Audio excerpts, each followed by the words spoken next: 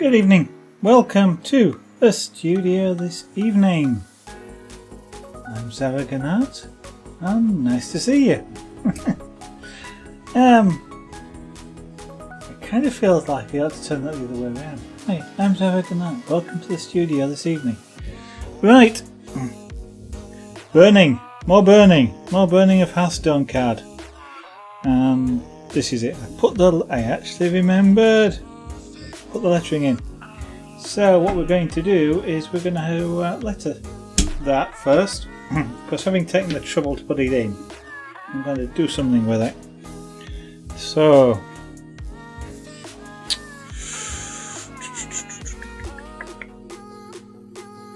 could be fun, as they say.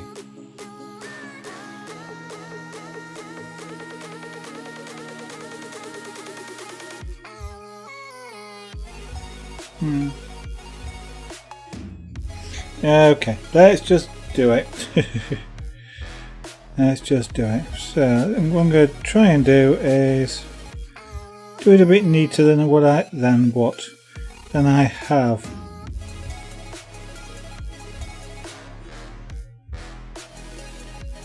Penciled it in.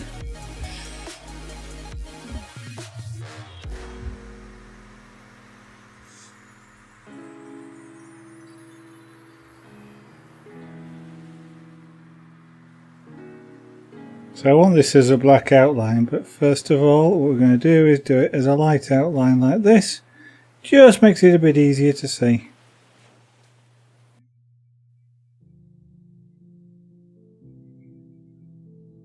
Then I'll go back over and do it blacker.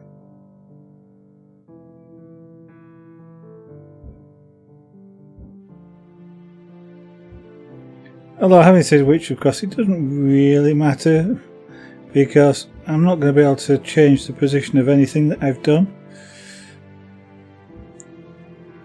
But what it allows me to do is, by doing it light brownish like this first, what I get is the chance to see where it's going. I don't have to move the pen really fast. Super Speedy Wolfie, hello, welcome. Nice to see you again this evening. How are you doing? I should ask, how's world domination going, shouldn't I?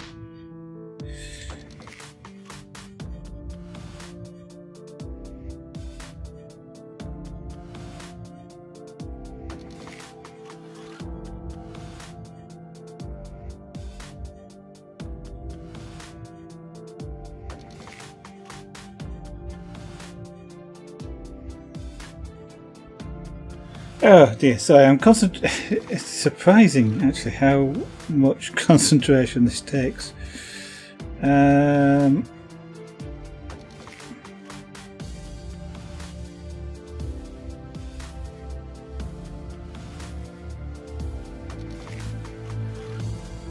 can hear all sorts of fireworks going off outside. And I'm kind of surprised that none of the cats are bothered by it. I have Junior asleep under the desk here, in a box.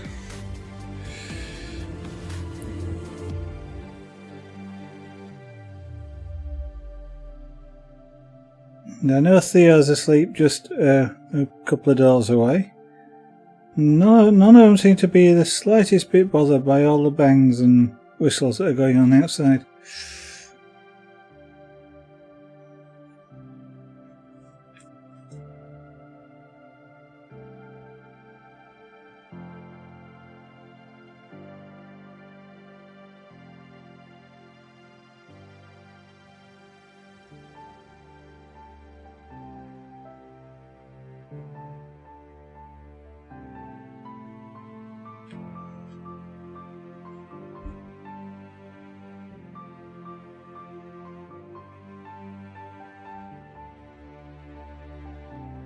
A new update of Hearthstone is released and it's fun.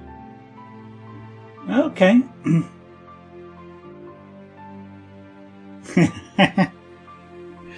Ah, you see, at this point in time, am I trolling you by leaving it as long as possible to pretend to forget before I remember?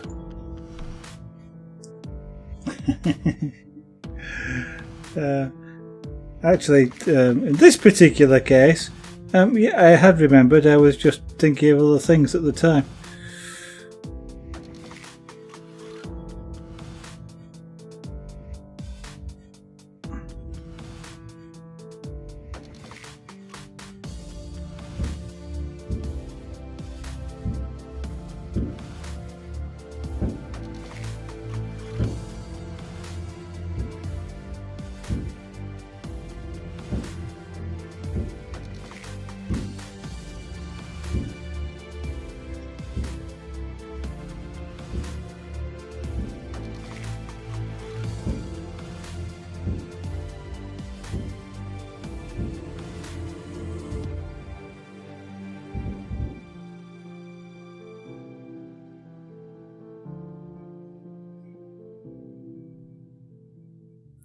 I can't actually work out how people can afford that many fireworks. There's that much going on, and they're all coming from the same place. It sounds like it.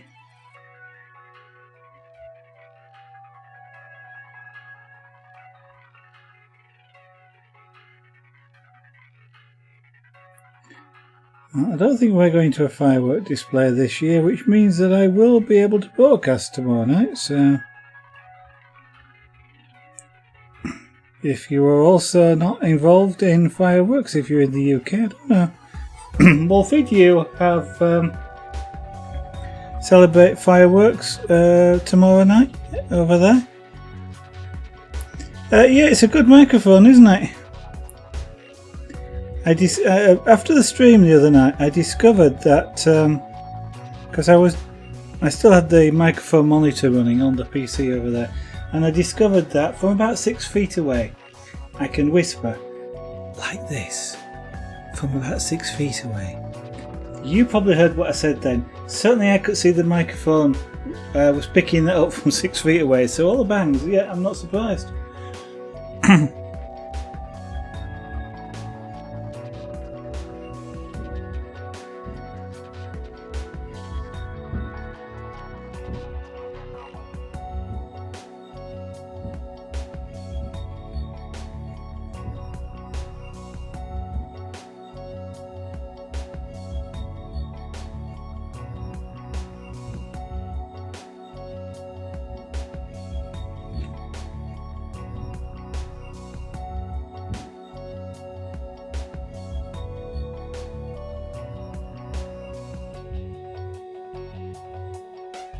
You do it on the 30th of December, like for... I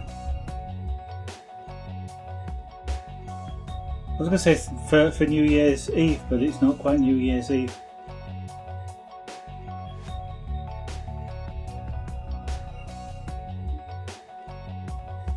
Yeah, it's actually weird. Technically in the UK, outside of the bonfire night, it can be illegal, which is to do with noise nuisance, I think. It's a bit of a weird law system, but nobody seems to bother. 31st, okay, for New Year's Eve. Yeah, we get that here these days. I was asking because, I guess, of course, bonfire night, which is what we're celebrating here, which is tomorrow, is kind of UK specific, but these days, you know, you get things like trick or treat, which is sort of seems to have pervaded the world from America, and I kind of wonder if we'd exported bonfire night anywhere.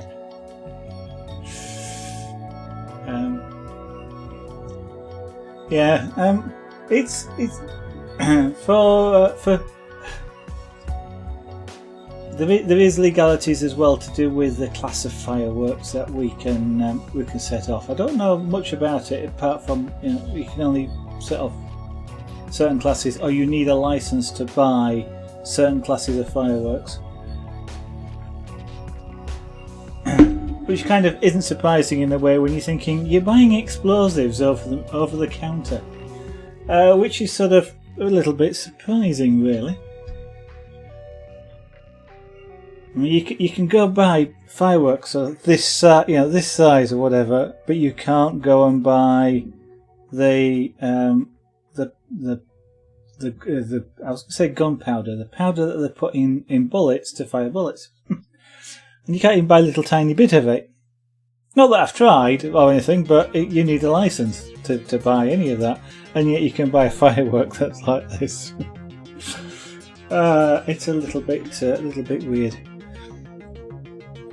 Yeah, I think the only difference in the UK really between sort of New Year's Eve and bonfire night in terms of the fireworks is that on New Year's Eve they tend to start around about midnight as opposed to sort of 6 o'clock at night. So if you decide that you actually would rather sort of sleep through the New Year's, then you just don't stand much chance.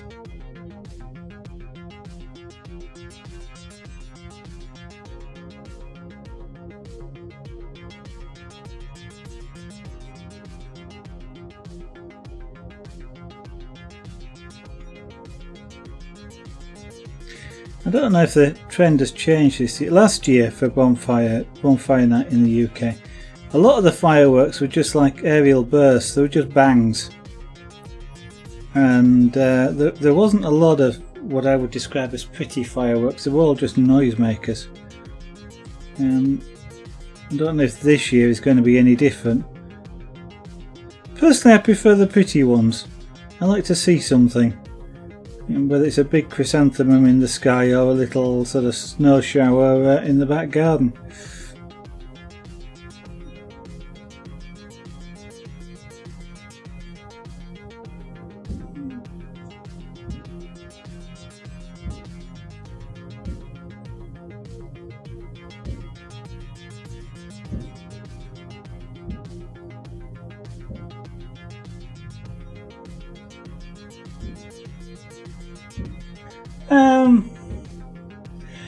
I've to be honest, I have shot real guns, live ammo, on a range, and I've no interest in it really.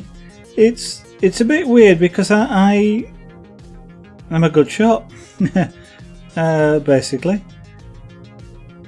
And with an air rifle, for example, I enjoy shooting. I have enjoyed shooting air rifles, and I enjoy the skill of marksmanship.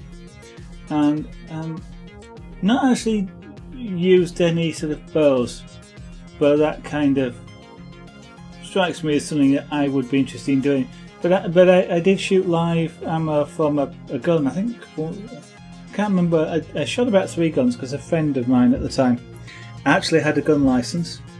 And it was a member of a gun club, and he took a couple of us to the gun club for an evening, and we fired off about 30 plus rounds each, which was expensive back then. That was about £7 for 30 rounds, which is that must be what 30 years ago now. So I don't know what ammunition costs these days.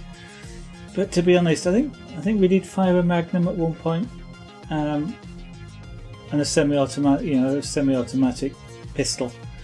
But it was just loud, and to be honest, I didn't like the loud bit. I'd rather shoot an air rifle.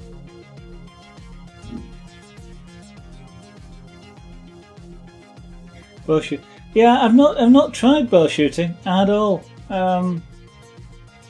It does strike me as an interesting thing to try. I mean, I've watched it on television. I mean, I watched it in the Olympics, for example. But I mean, I have watched it in real life, but I've never actually tried it. And I kind of half suspect I'd be reasonable at it once I got the hang of it. But just because I enjoy the marksmanship, I enjoy hitting the target. Especially the centre of the target, but yeah,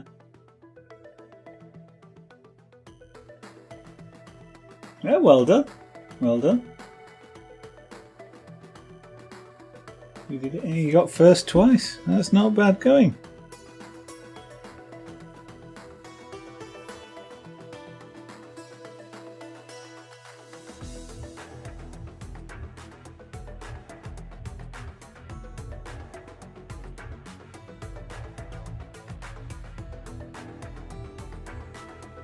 Last time I shot air rifle, we were actually staying in a hotel where they offered the ability to shoot in, I won't say a class, but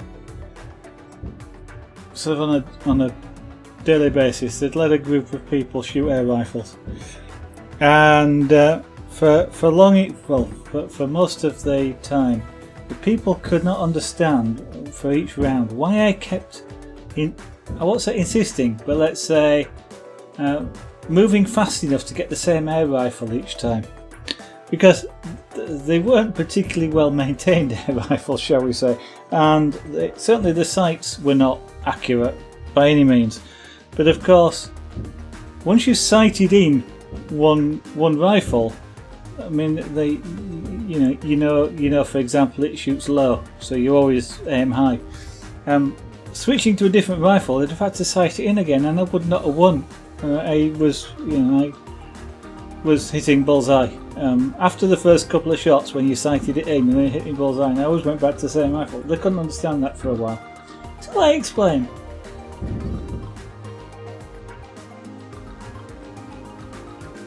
I might try.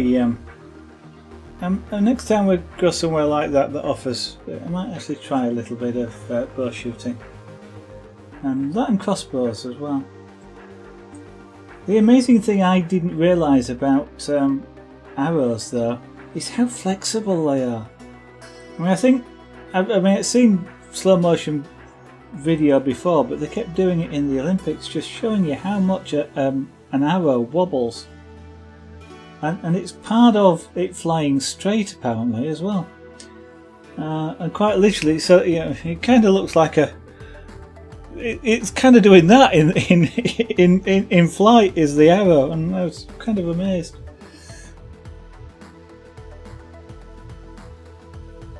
Mind you, I have yet to work out how the compound bows work, because as I understand it, with the compound bows, it doesn't take much draw strength to pull, and once it's pulled, it holds that until you with next to no strength until it actually lets go, and then it uses a heck of a lot of power. So I haven't quite worked out how that works. I mean, I can understand how it transfers the power back out, because it's a multiplier, it's pulleys and things, but right. So let's make this a bit darker now. Now that I've got this lettering in, I'll darken up around it.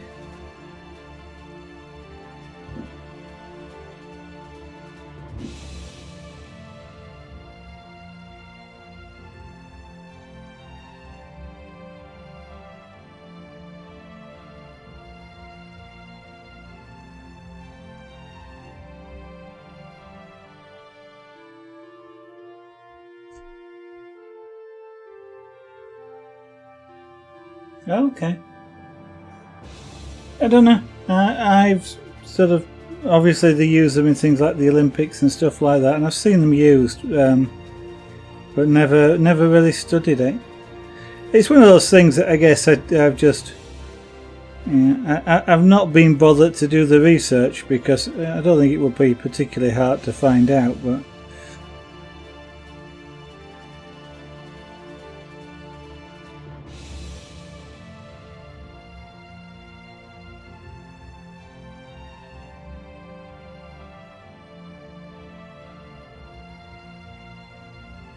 I kind of one of the odd things though is, whilst I enjoy shooting an air rifle, I've never wanted to buy one. I've looked at them, but I've never wanted to buy one.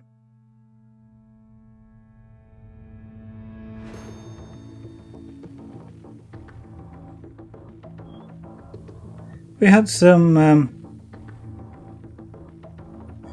carpets fitted here. It's actually about a year ago now, and the carpet fitter was actually a competition air rifle shooter, and he was telling us a lot about how in the club that he's in, sort of they were a number of world champions, and about sort of how the world champions, shall we say, get so used to the particular gun that they're shooting that they can't pick up another one and shoot anything like as good.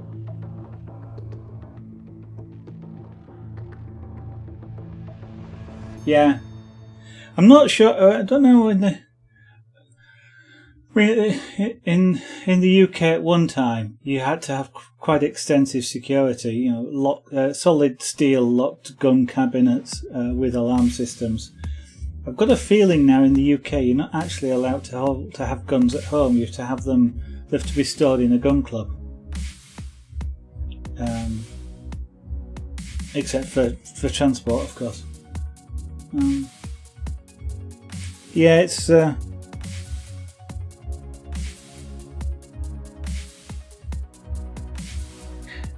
which I in some ways I kind of like, because I'm that's sort of one thing about America that I'm kind of not that keen on, shall we say, is the fact that they are able to essentially carry guns at any time.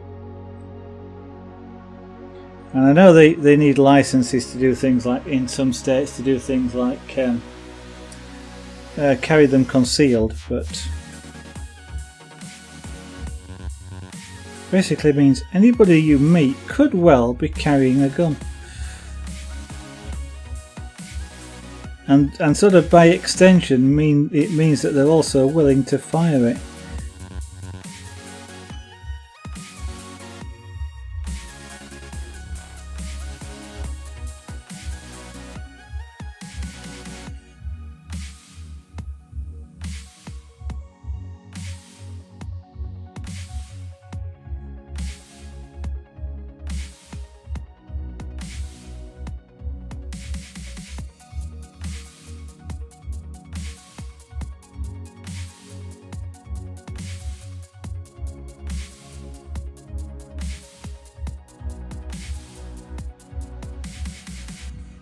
Now this pen tip I'm using here isn't quite like a pen.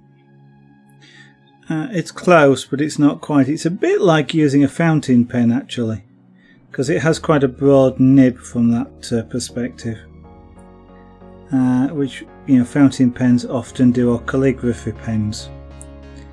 What you can get for a lot of pyrography machines, including this one, and quite often you can swap pens and tips between machines, although there is a caveat to that.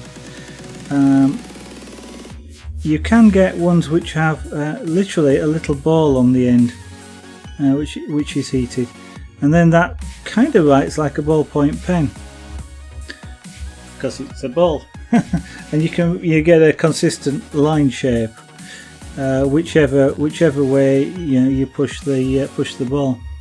And the caveat to using a different machine's nibs is really one of making sure they operate at the same voltage. This machine, I think, off the top of my head, because I've never actually measured it, off the top of my head I think this one runs at 1.5 volts. Whereas others run anything up to about 3-4 volts. And what that means is that if you've got a pen or a nib which was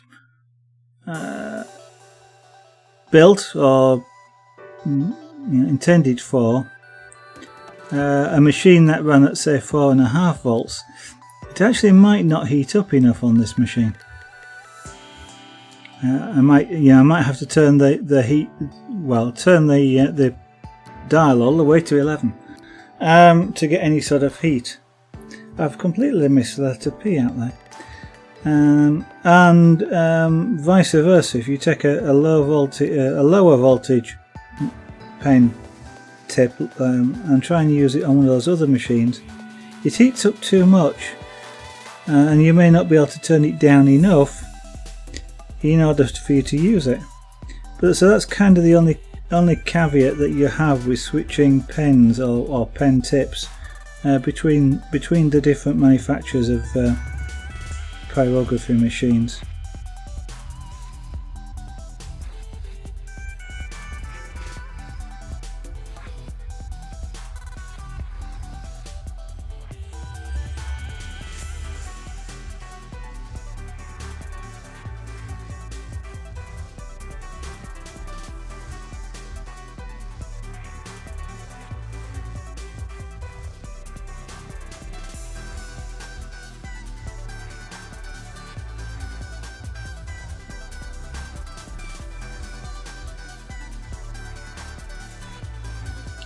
Right, so let's see, so just do the shadow.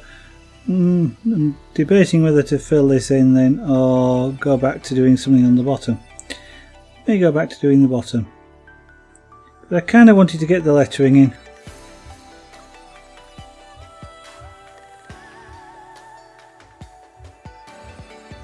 The big blank box was bothering me a little bit.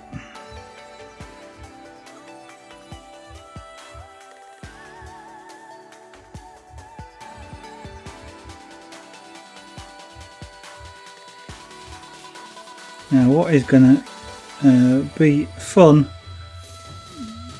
in that ironic sense is going to be attempting to get in between all these letters to colour the background, but that's another story.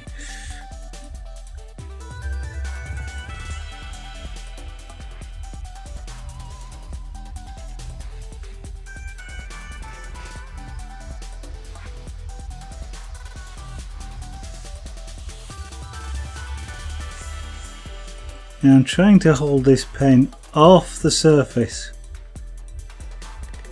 so that it doesn't actually dig in deep, otherwise it will actually sort of cut into the wood. And what I'm trying to do is not do that, because it creates sort of blobs, or what looks like blobs. So I'm trying to stick with a really thin line, and to do that I have to sort of only just touch the wood.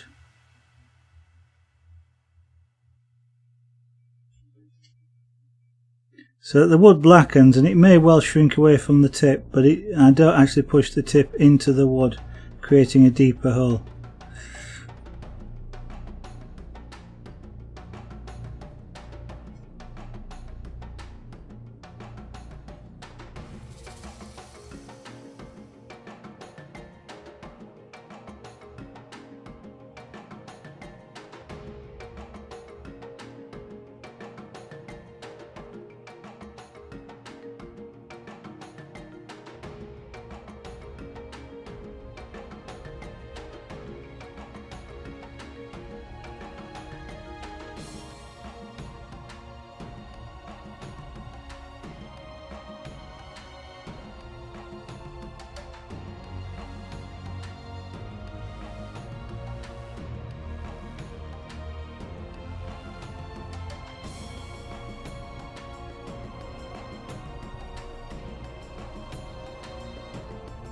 Quite a surprising amount of heat coming off the tip of this pen, because it's getting hot on my fingers. Again, that's just the angle I'm holding it at.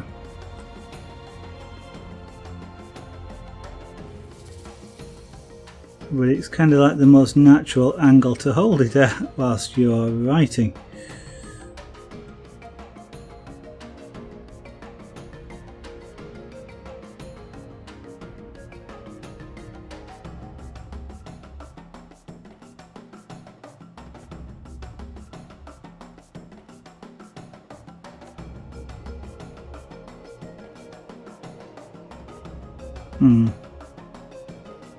Tiny lettering like this is not necessarily very easy to do. I'm doing it with no guidelines, which might have been a better idea, but it's done on a curve, which is also, even with guidelines, is interesting to do, because it's really hard to write at a slant when you're trying to do sort of even height letters and get them smooth and a good shape.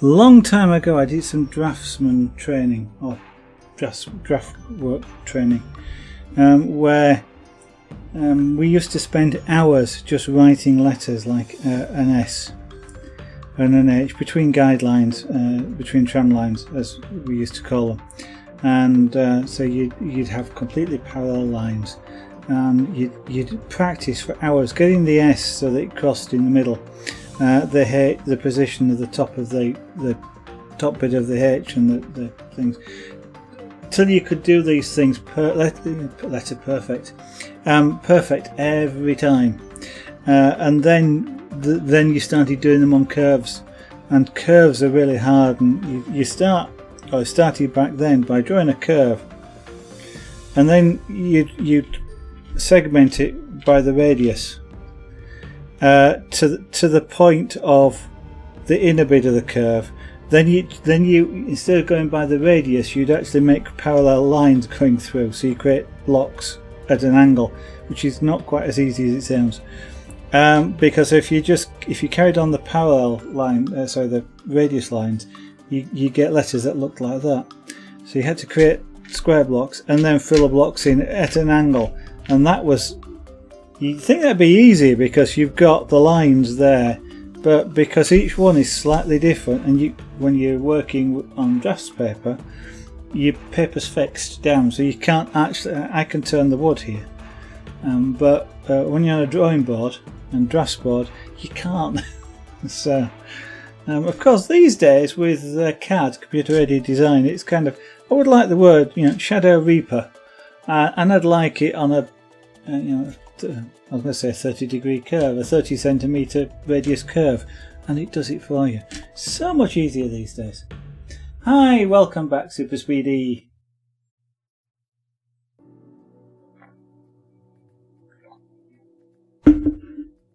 Right, so I've got that in. Whilst I've got the hot pen, I'm just thinking whether to do anything else.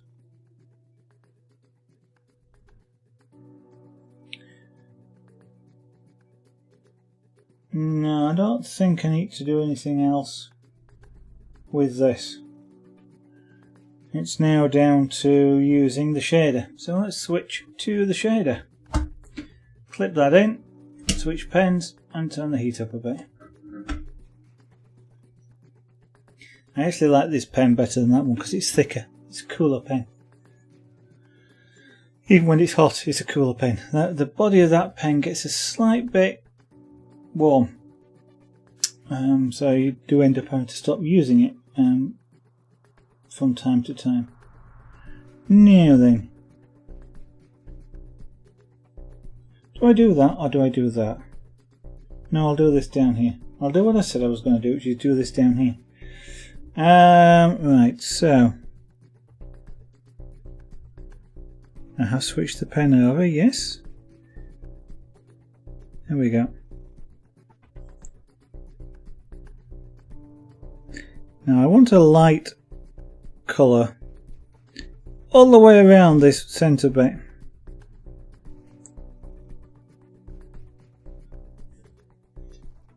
Although I'm probably going to regret that. I'm probably going to think afterwards what I should have done is just leave it white.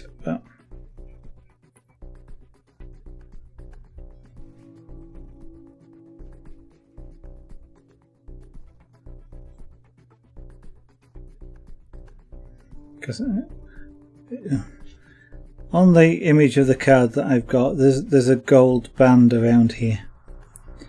So I don't want to leave it white because that way it looks white.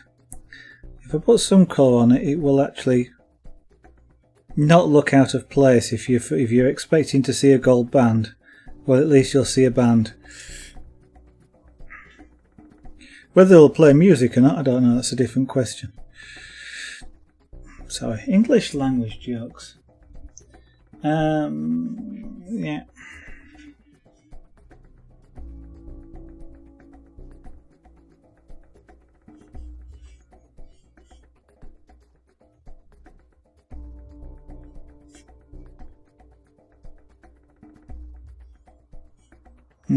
That's getting a bit. Let's put a line in here. A faint line, but a line in.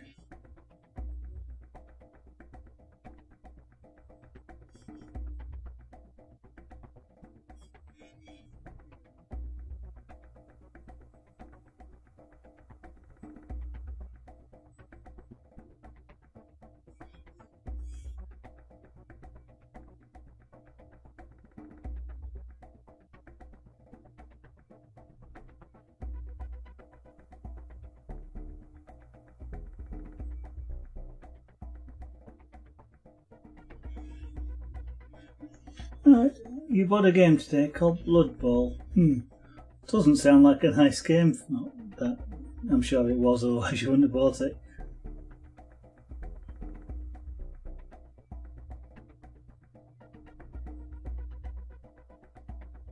Okay.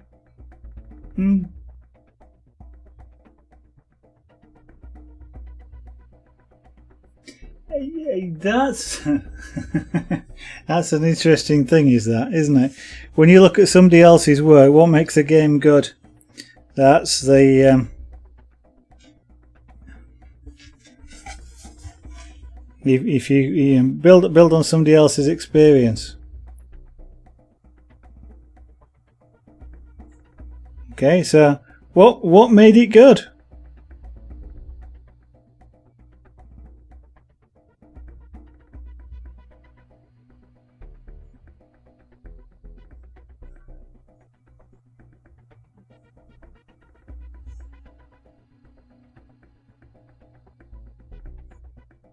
Because it's interesting sometimes when you're playing some games, you can play a couple of games that ostensibly, that kind of effectively should be the same sort of game, and one can be good fun to play, and the other can be, you can put down after 10 minutes as though I'm not interested anymore, and yet it'd be, in some ways you'd almost think it's the same game if you sort of looked at the title or the description.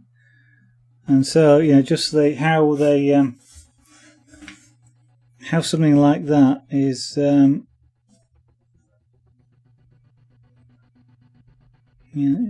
is sort of an interesting concept, isn't it? As to how just a different, I don't know what it is about games sometimes, where you just do that and they go, yeah, this one's fun, that one's not. I'm trying to think of the sorts of games that are kind of similar. Not necessarily the same, but similar. I mean, I've been playing Factorio in a way that's kind of similar to Fortress Craft Evolved. I know it's not the same by any means. They're not identical, but they've kind of got a similar-ish sort of mechanic about building a factory to do something, and having to deal with all the things that come about because of that, and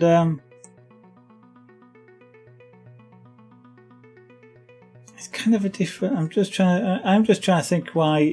To some extent, I kind of prefer playing the Factorio more than I prefer playing the Fortress Craft Evolved. I'm actually trying to think. I mean, one's more 3D. You're actually in the environment. You're running around inside the planet and things like that. And the other one you're not. Similar sort of idea, similar sort of concept, but one's just different to the other.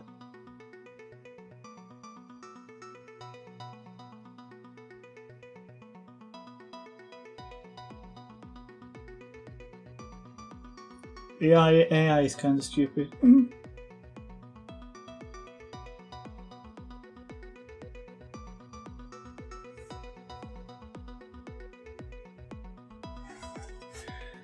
Well, On some games the AI learns, so is that the thing in this particular time? So you've caught it whilst it's in its learning phase?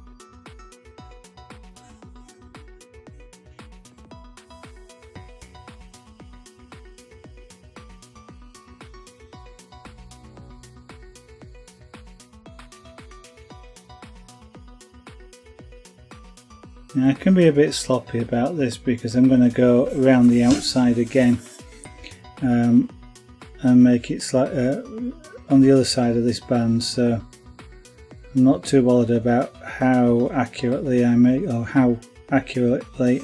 width of this band.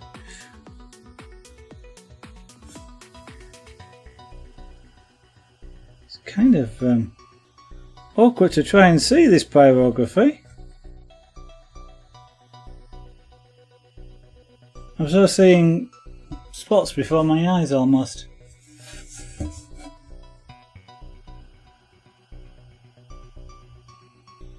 It's making it sort of awkward sometimes to actually see what I'm doing.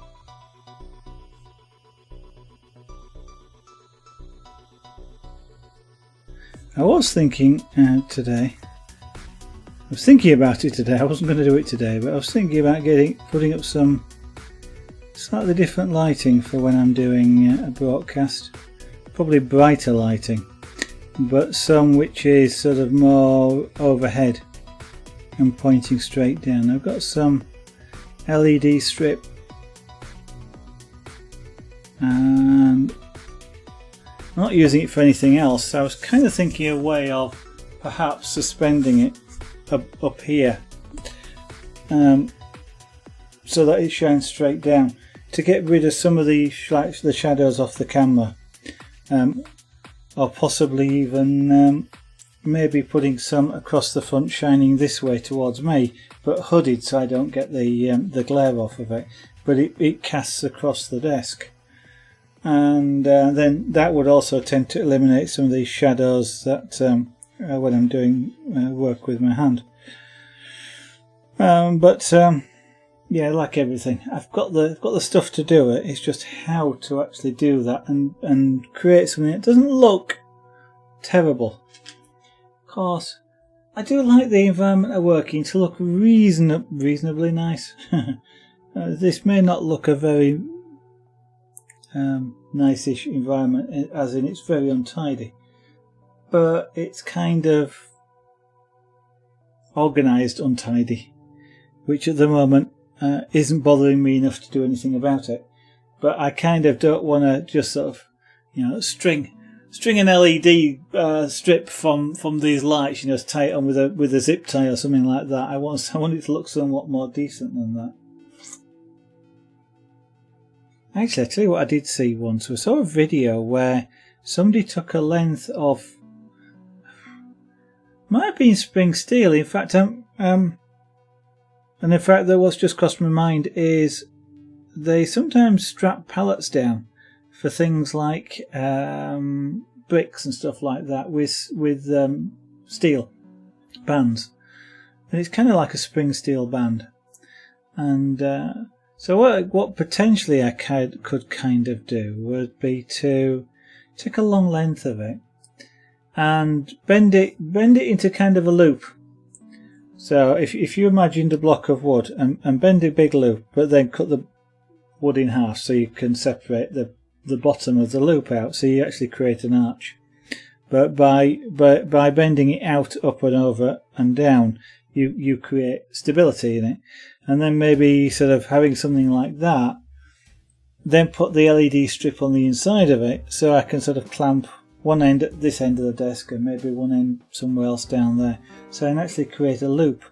That might not actually look so bad. I'd probably have to paint paint the loop, paint the metal, if only from the point of view of if it's standard steel it'll rust. But there again, getting flexible paint would be an interesting one. It would be better with a stainless steel loop or something like copper, but copper would be really expensive. And this bit wants to be darker than that. Yeah, copper would be really expensive. So I guess I could use something like tin plate, but then I'd have to cut the tin plate as well.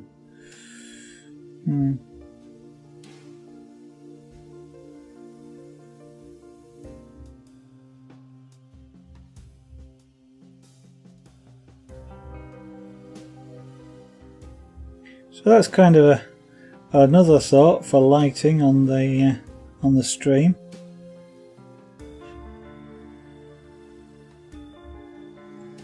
It'd certainly throw a lot more light downwards. Not sure whether how the cameras would like it, whether it would be too much light for them or not.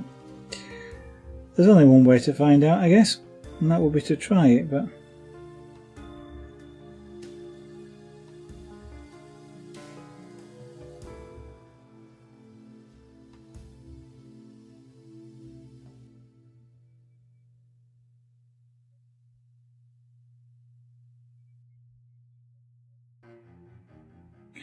now that went on really nicely. Doesn't seem to show up too well on the camera, but it shows up quite nicely here.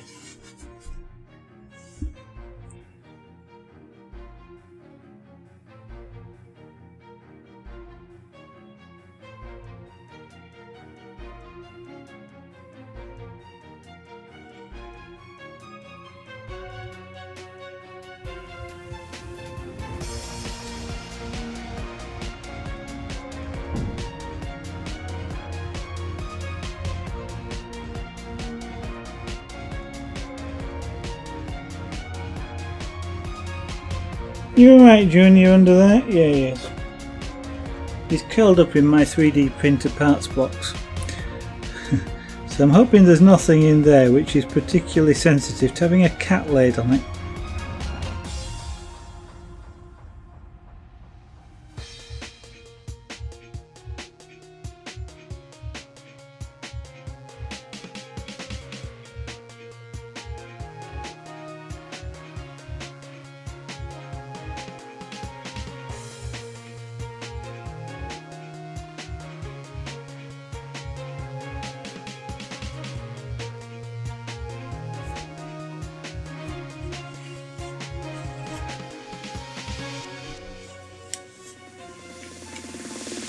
Sometimes, camera, you go in the way.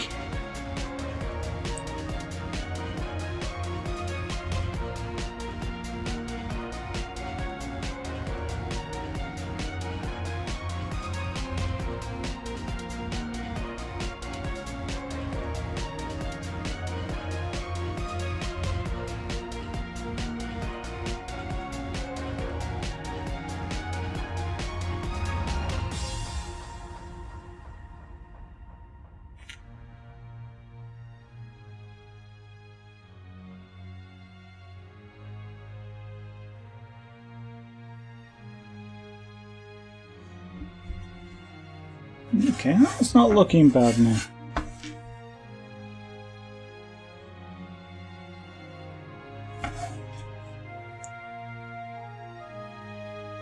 It does want to be a bit darker as we go in there, just like a shadow, which will do quite nicely. Thank you. Right. The next bit. That was it. 8:15 already. Blimey. Time flies when you're doing pyrography.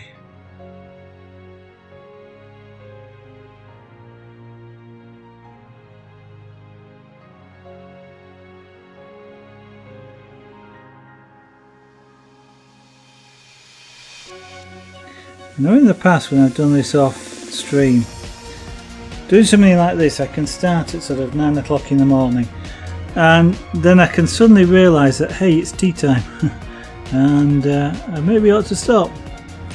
You can get easily lost in it.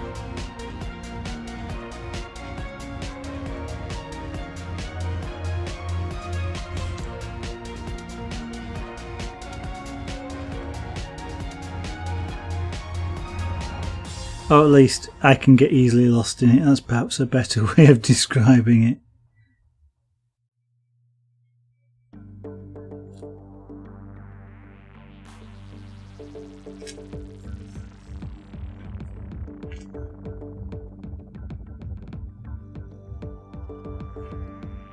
Too much glare, can't see.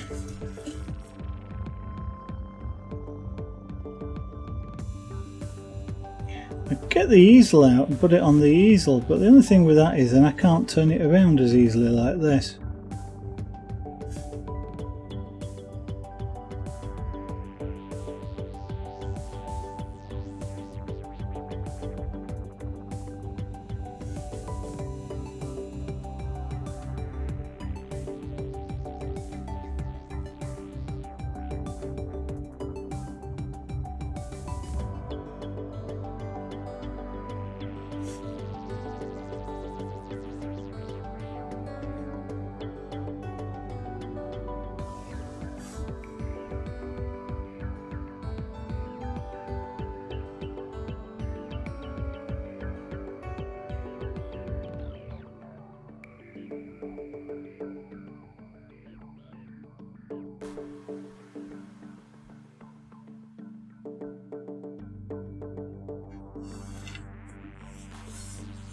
Right, that probably wants a little bit more definition, so let's just do that fine line.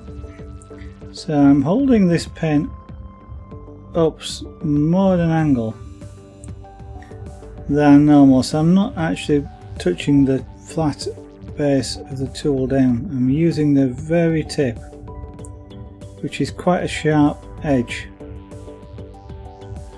It allows me to get a really fine line, but it actually gets a lot finer line than it using the fine line tool like I did around the lettering.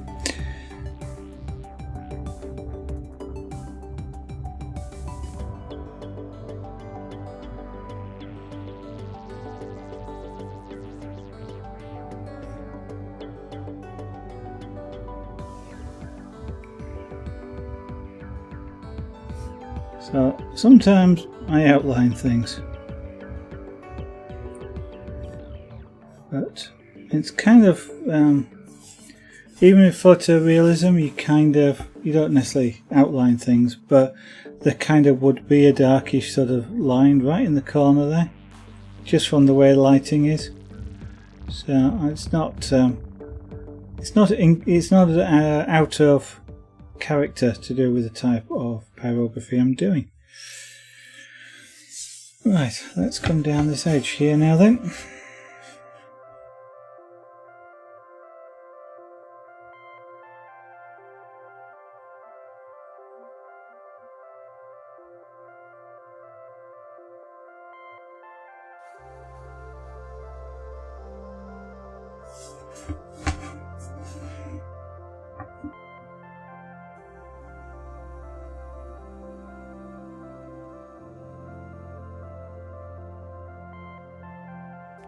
This mountain's never ending, just seems so much to push through. We'll inspire the message, we'll press on within. Yeah, there's a hair there and I can smell it.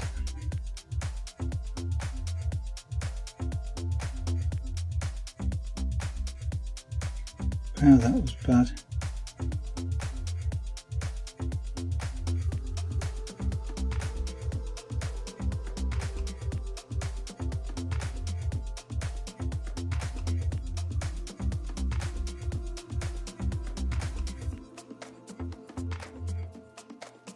Just concentrating on getting this smooth if I can.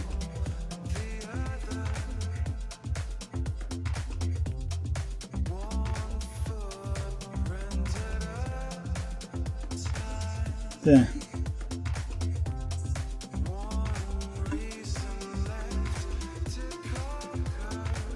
That's not too bad nearly. This bit's going to be difficult to go across the bottom and yet to create that line. So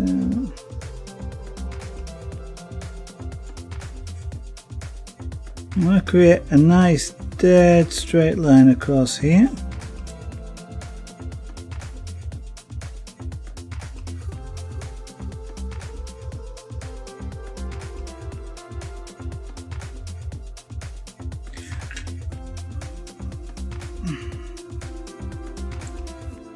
And I can't go too wide because I want to leave enough to be able to get the band, the gold band in with a straightish sort of edge as well. And the bother there is I got another hair.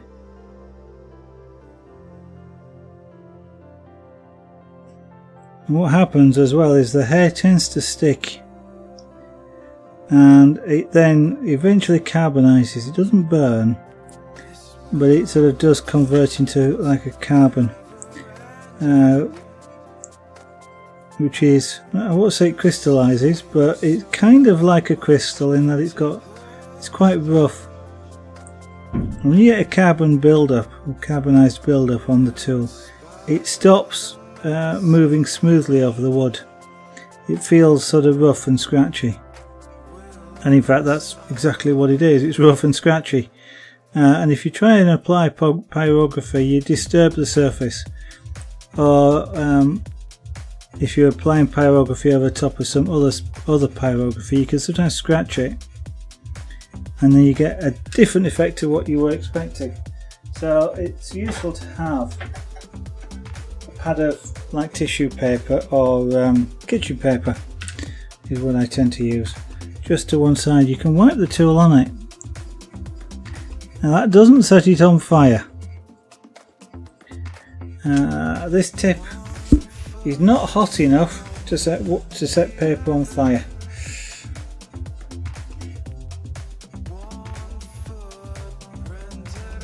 It will carbonize the paper, it will char its way through, but it won't actually set it on fire, it's not hot enough. You can actually apply pyrography to paper as well. It's challenging.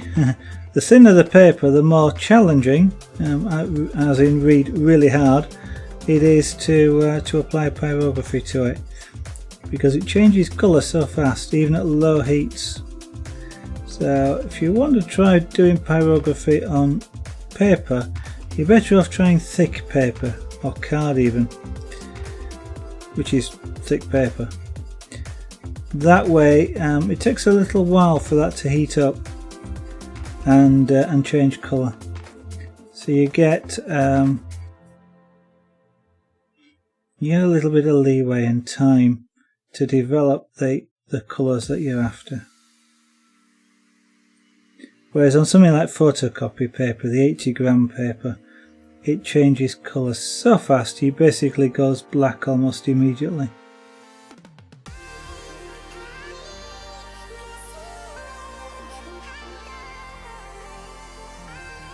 Okay. Now that wasn't as bad as I thought it might be, but I'm a little bit off this line that I want it to be on the bottom, so just come back and do a little bit more. And now apply a light colour into this gap.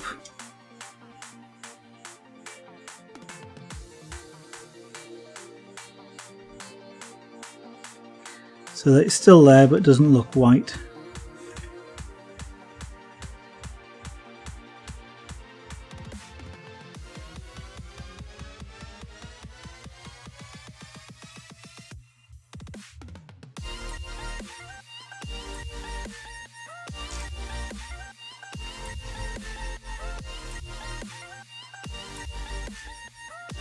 How's that? That will do nicely.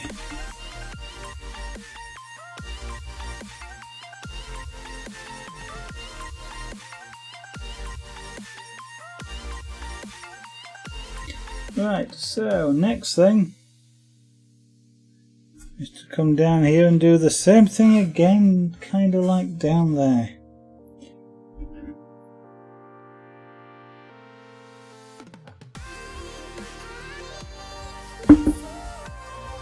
Right.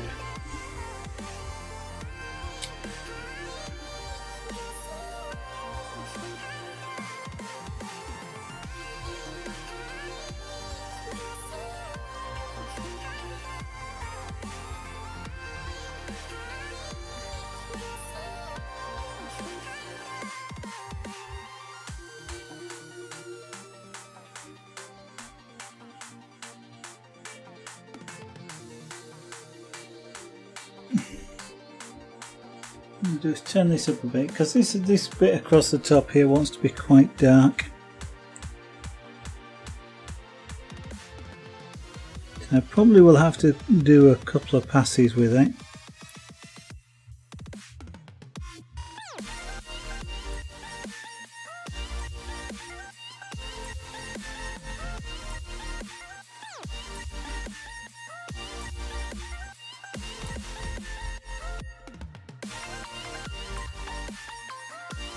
When I come to do a time lapse of this is going to look like I'm speeding across the page.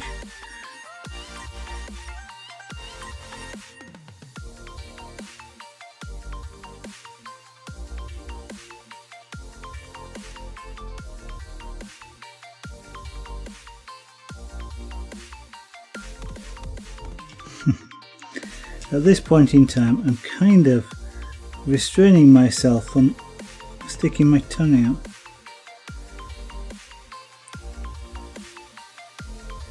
Don't quite know what it is that makes us want to stick our tongue out when we're doing things like this where we're concentrating on something.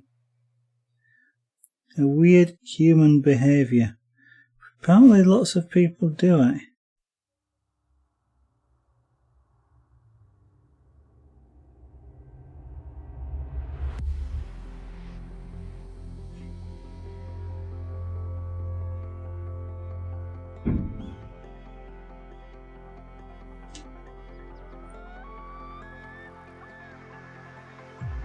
I'm kind of thinking somewhere in human history there must have been some evolutionary benefit to sticking your tongue out while you're concentrating on something. But for the life of me I can't think what it would be.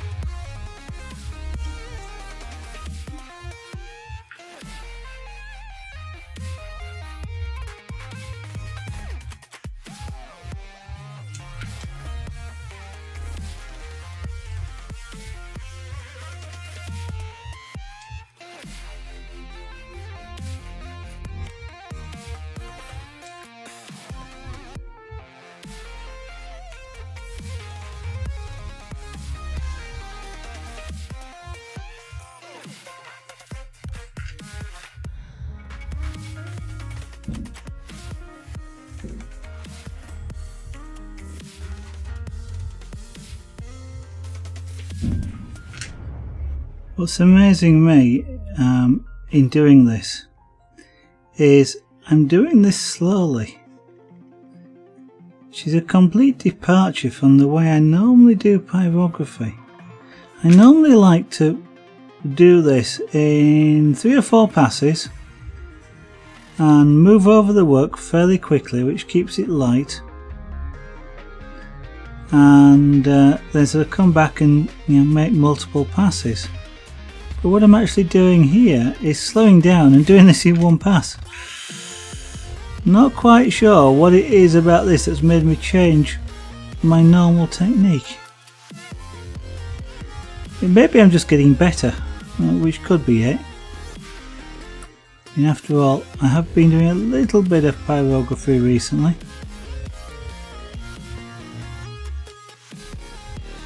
And it could just be confidence in the amount of diesel love. Does it? Oh, okay. Let's see what yours is like then.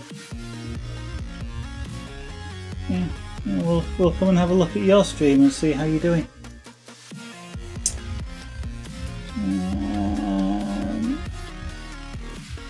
That goes over into... That's the outside line, so that would want to be... Yeah.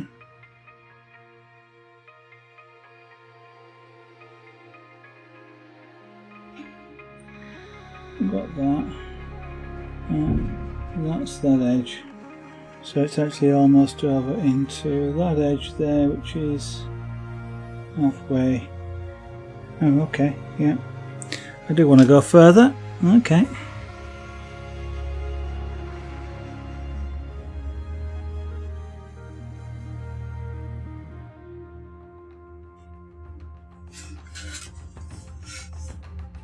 Good. When do you stream? We'll come and see.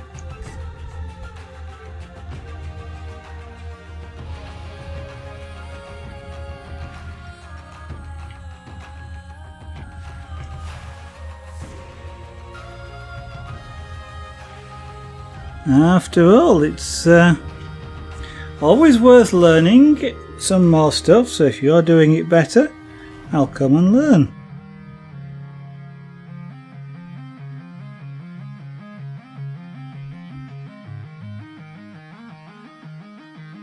Of course, you could just be talking.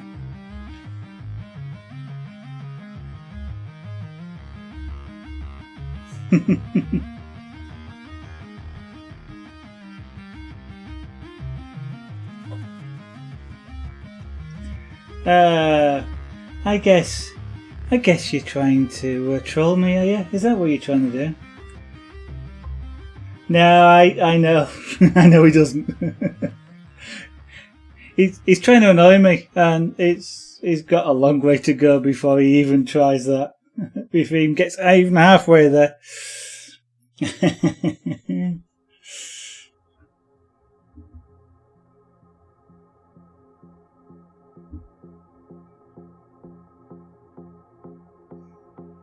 And as for needing a haircut, you're actually right, but it's not too bad for me for once. Right. Yeah.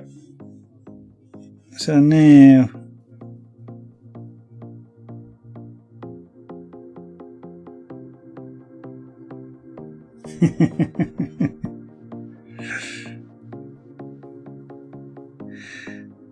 So, how are things going, Dieselov?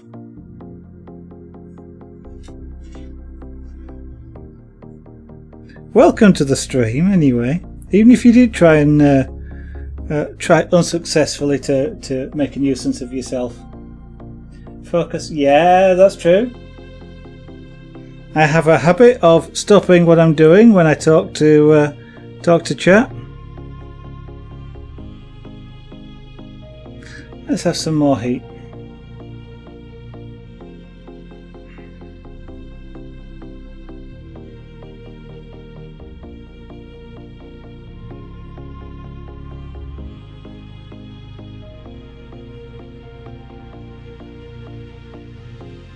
We'll bring it down a bit further.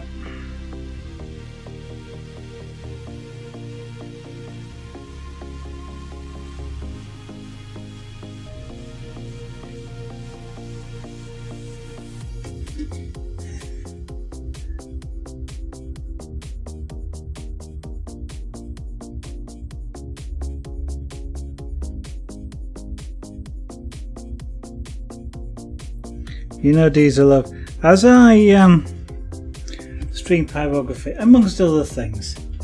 I do tend to keep an eye out for people who stream pyrography on Twitch. So there's not too many people around, so the names do tend to be familiar.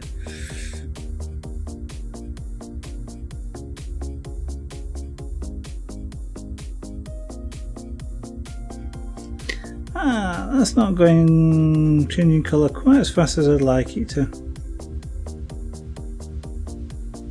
Let's go to a bit more heat. Still, always keep having to adjust the heat to get what you're after. Sometimes some areas of the wood just don't react the same as others. And indeed, probably if I came the other way, the wood would react differently again.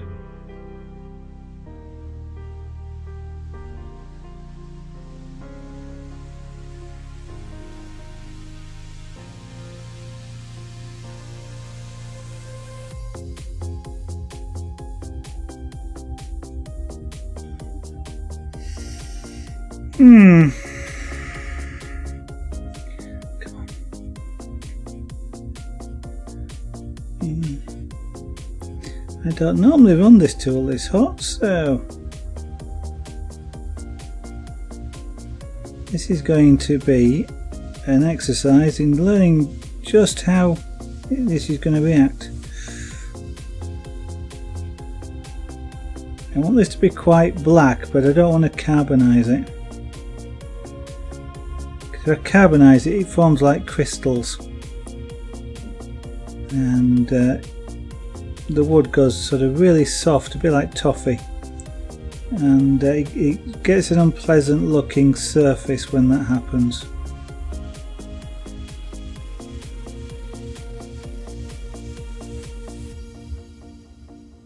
So I kind of want it to go really dark, but not to that point of carbonization.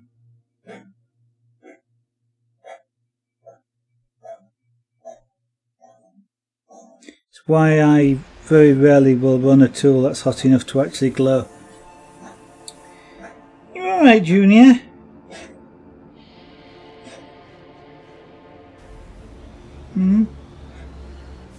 Poor little boy. He's got a cough. He's had it for quite some time.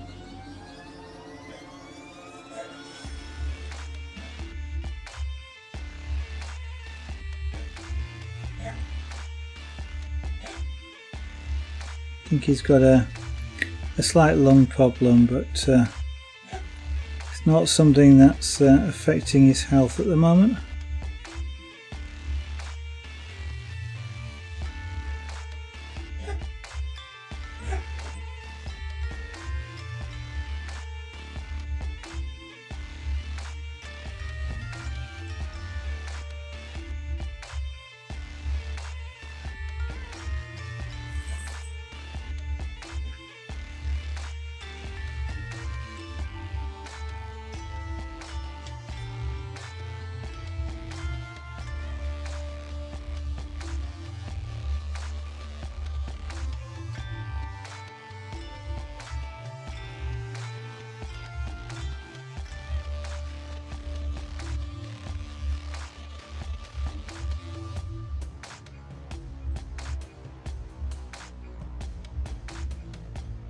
If you happen to be able to see the vapour that's coming off of this wood as I'm doing this, it isn't smoke.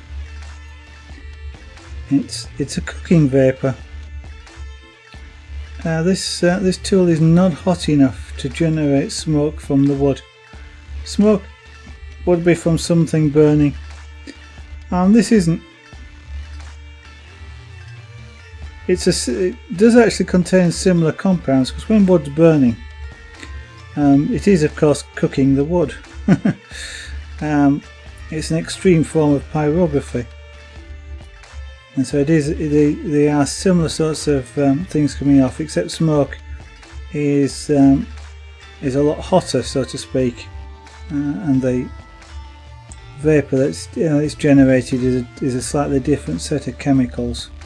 because of the oxidization that's taking place as the wood burns.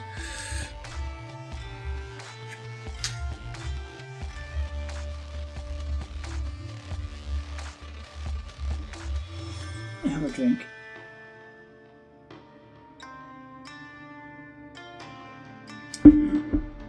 Yeah, the vapour is kind of semi-unpleasant. That comes off. It's why I'm not sort of being right over the top. Different wood smells differently, and also how much heat you apply changes the smell. As I say, as you get hotter, it gets more towards being an unpleasant smell rather than a pleasant smell. But some woods, and I kind of would like it to try at some point, something like a small piece of eucalyptus or something. It's not really a good wood for pyrography because it's quite dark, and the lighter the wood, the better for pyrography. You get, or this style of pyrography anyway, because you get more the ability to have more range of tones. But just from the point of view of applying heat to something like eucalyptus, or maybe eucalyptus, or sort of pine perhaps. I've actually applied pyrography to pine wood. It's not a great wood to apply pyrography to, but it smells quite nice. You do get a smell of pine whilst you're applying the heat to it, but it's not a very nice wood to use for pyrography because of the way in which pine has a strong ring structure in it, and what that means, it effectively means for the point of view of pyrography, is if you were to chop a tree in half and you can see the rings, the ring bit that you can see is kind of a hard material, and there's a softer material between the rings, and I gather it's probably that softer material which carries the nutrients and the water. But when you do this with pyrography, the hard bit really takes a lot of heat to change colour. The bit that's between the rings doesn't. It takes very little, and when you apply enough heat to make the hard bit change colour, the bit between goes a lot darker and shrinks away, and you end up with ridges and furrows in the wood and sort of white lines through it, which is the hard bit that hasn't taken colour, and that hard bit is really hard to colour. This is where things like birch plywood like this are quite nice, because it doesn't have that harder ring structure.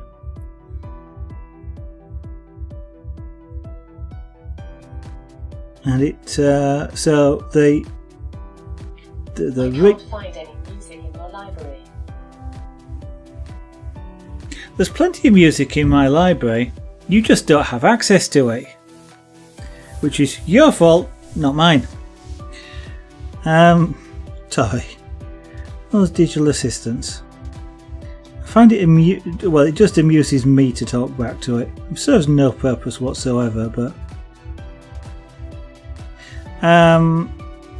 yeah. So the birch plywood, or birch wood, has a softer ring structure. That the rings and the wood between it are more of the same sort of density, so they take the heat reasonably equally. And so that's what I'm using here is a birch surface plywood, and I can get a consistent colour depending on my skill. But what I'm not getting is colour which is banded by the rings.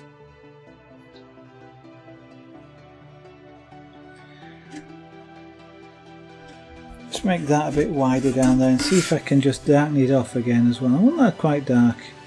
There we go, like that.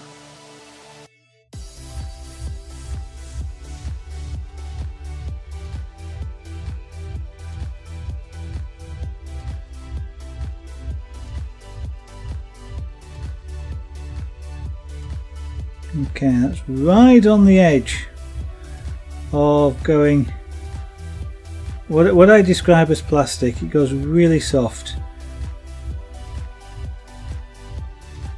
bit like overcooked vegetables.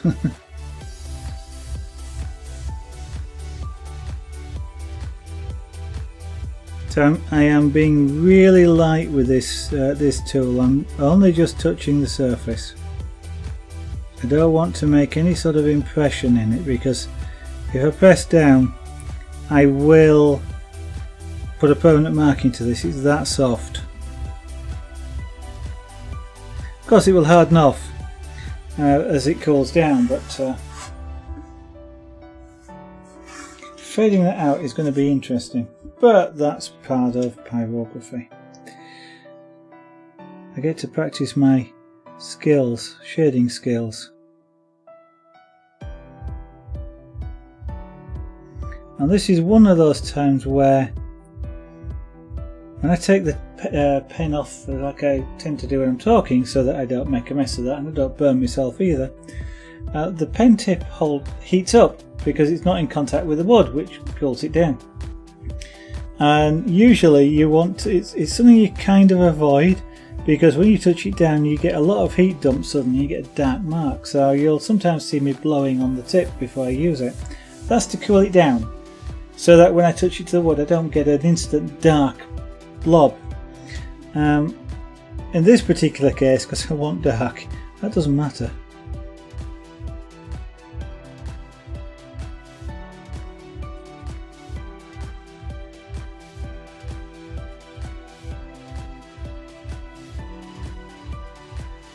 I kind of wonder what it'd be like to do pyrography on olive wood as well, because that would probably,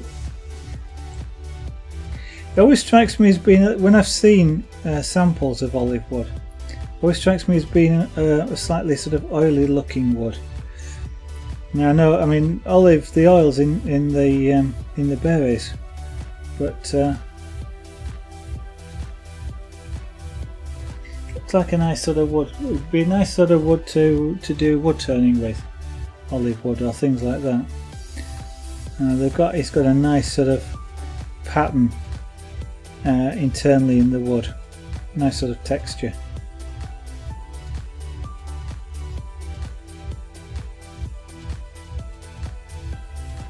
Incidentally, if you do pyrography with thin things, like this one's not too bad, yeah. But if you do it with paper, for example, or thin card, get a sacrificial piece of wood that you don't mind what happens to it, because the heat from the pen will go through the card or the paper onto the surface that you're working on. So if I took a piece of paper or thin card and put it on top of here, for example, to apply pyrography to the top of it, I'd be heating up the wood underneath. I'd actually be applying pyrography to the wood underneath as well. So you can imagine, if you do that on your desktop with a thin card, whatever you've done on the card appears on your desktop, which might not be what you intended.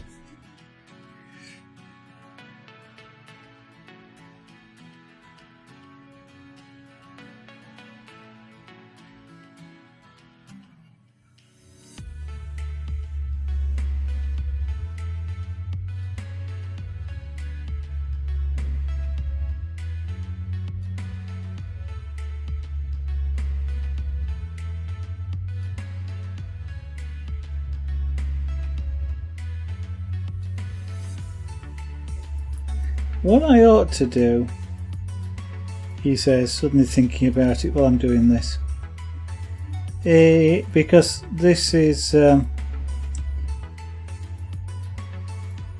vapour that you see coming off is a cooking smell. It's a cooking vapour, and kitchens, for example, one of the things you have to do is the vapours that come off food sticks to the walls. That's why you've got to clean them. That's why occasionally you have to decorate them, and you use things like cooker hoods to get rid of that, and they use filters to filter out the material before they pump the air wherever they do with the air.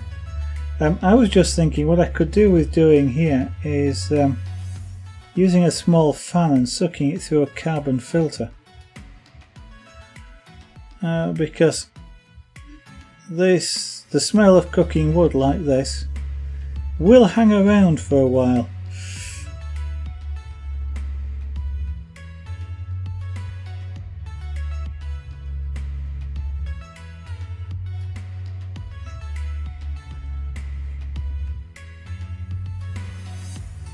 I think I've got some carbon filters somewhere, so either that I'll set up the big air filter in front of me, but I kind of don't like working with that in front of me unless I have to. So when I'm painting, for example, I set that up, or if I'm using the high-speed carvers, because they create an enormous amount of very fine dust, and if I don't have the extractor in front of me, then that dust goes everywhere in the room. So I kind of have to use the high volume extractor for that. But for something like this, just a small, like a computer fan would be enough, just to suck the vapor away. Actually, keep it out of my eyes as well.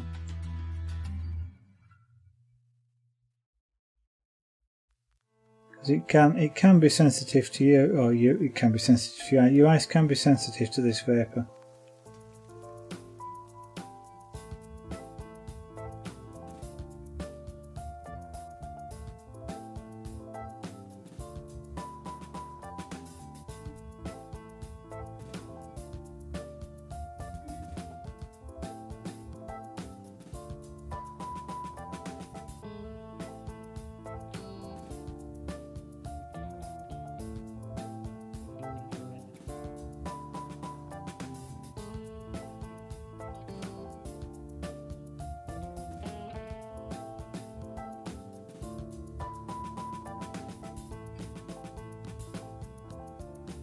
Now when it comes to here, I've got to get in amongst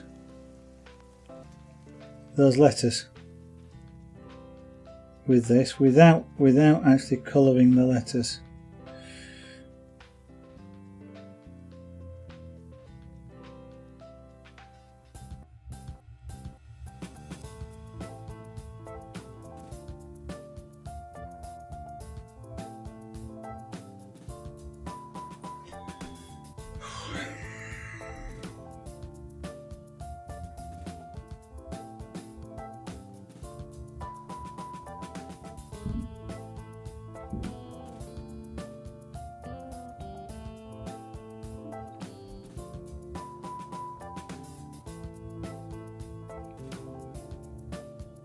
What I'll be wanting to do is to fade this out as well.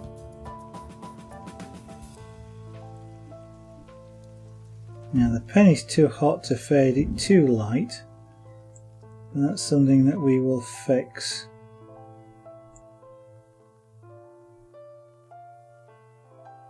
Oh yes, of course, the right hand back end of this pen is hotter than the rest. I keep forgetting about that.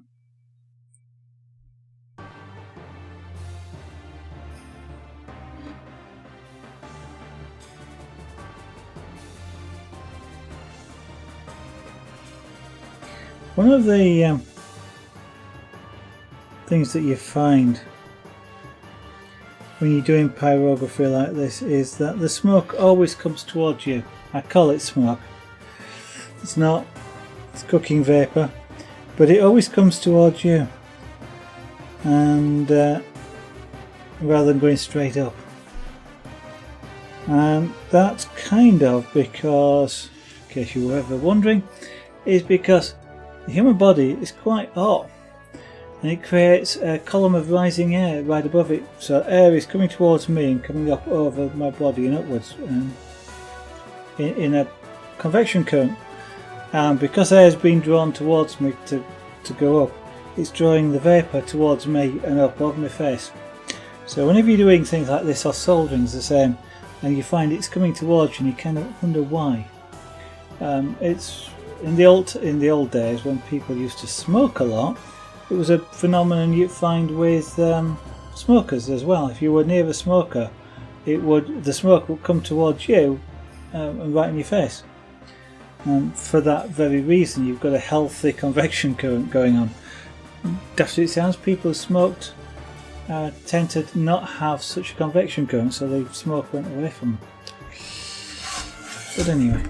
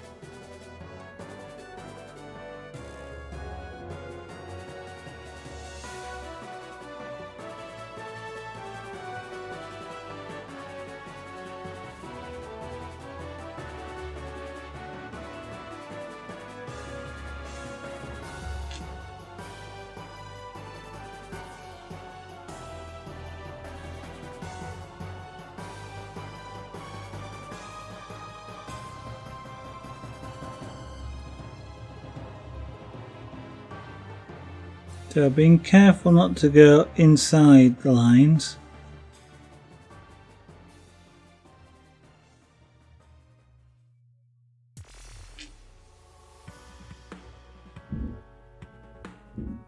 Again, it doesn't. I'm not after a perfect line either, because it's shadow on a surface which isn't particularly meant to be flat by the looks of the drawing.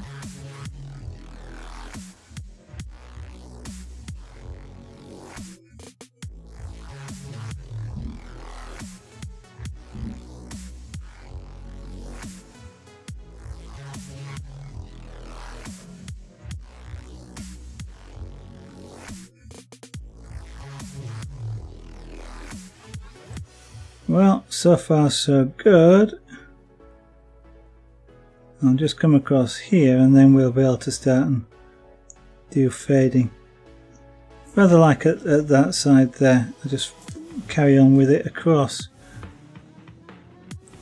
What I'll do to do that, or to help with that, is I'll turn the heat down.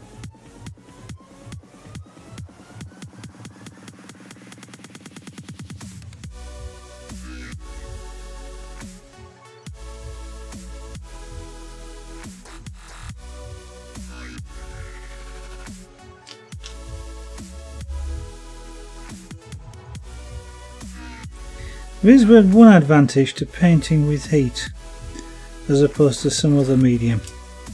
That is, you don't have to keep refilling your paintbrush or mixing new colours. You have all the colours at your fingertips and an unlimited-ish supply of them. Right.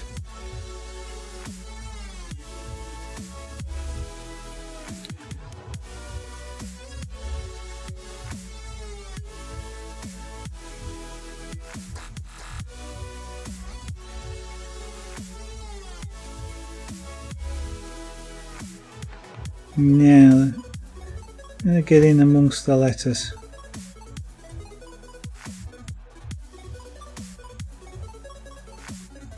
You can do it. You hold the pen so you're actually not using the flat of the pen. You use the edge of the pen, which gives you a fairly small contact area. But it's a bit like using a pen nib then, in that you can direct it a heck of a lot better.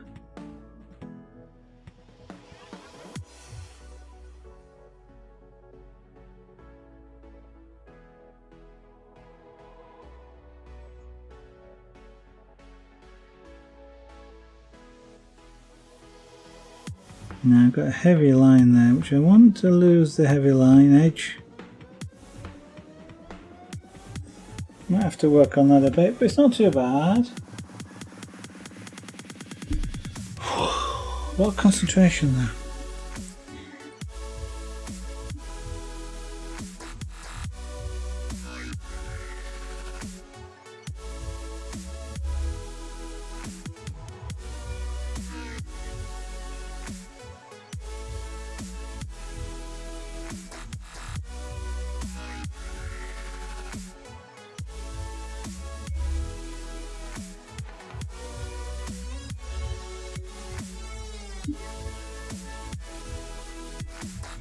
That's okay, Super Speedy. In actual fact, I was looking at the time and thinking I'll do the rest of the letters, but actually I'm not going to.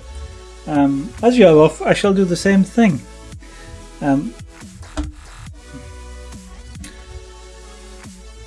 There's no hurry. I don't have to finish this in a particular timescale.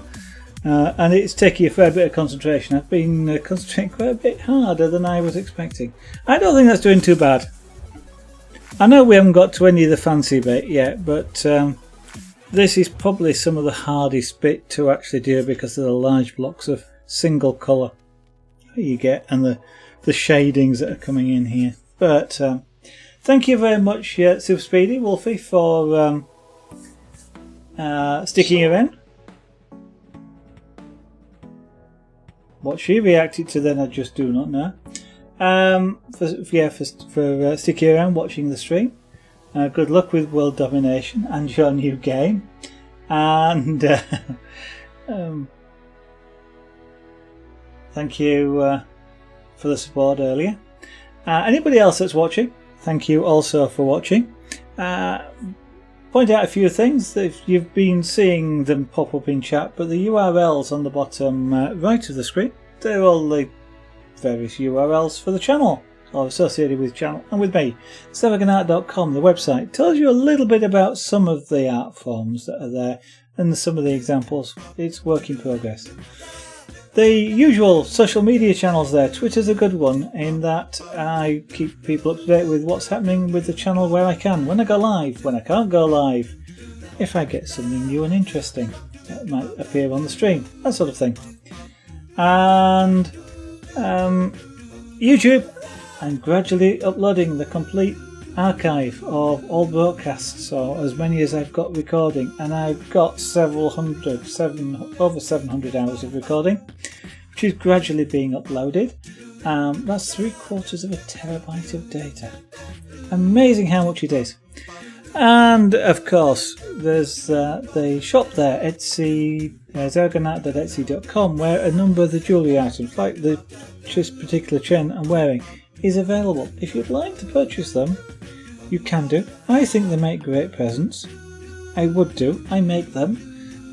But you might want to take a look there, especially as the prices will need to go up shortly. I've had the prices held for well over 18 months now, I think, and they really ought to be more than they are. So I will soon, and that soon could be anything from a few hours to a few weeks, I'll be putting the prices up. So if you want something, I'd suggest you take a look at it sooner rather than later.